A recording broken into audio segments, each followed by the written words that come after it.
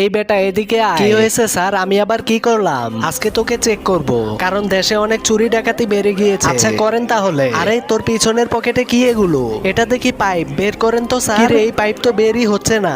এত বড় পাইপ ঢুকালি কিভাবে? দেখি তো আরেক পকেটে কি আছে। আরে এটা তো সিমেন্টের বস্তা। দাঁড়ান স্যার, আরো বের করতেছি। এটা আবার কি হাতে লাগালো? শালা এত বড় টাইলসটাও ঢুকিয়ে ফেলেছে। স্যার স্যার, ওকে ধরেন, এগুলো আমাদের। বাবা গো, আমি এখন পালাই। আমার কাছে জাদু আছে, আমি সবকিছু ছোট বড় করতে পারি। এখন আমি আমার গাড়ি করে সবার চোখের সামনে দিয়ে পালিয়ে যাব। এই তো গেলাম আমি। এরপরে যা হলো তা দেখার আগে বন্ধুরা, তোমাদের কাছে সামান্য কিছু টাকা নাকি মাকে বেশি প্রয়োজন। আমার মতো যাদের মাকে বেশি প্রয়োজন তারা এই ভিডিওটিতে একটি লাইক দিয়ে চ্যানেলটি সাবস্ক্রাইব করে দিও। আসলে বন্ধুরা, আমি দেখতে চাই তোমরা টাকার থেকে নিজের মাকে কতটা বেশি ভালোবাসো।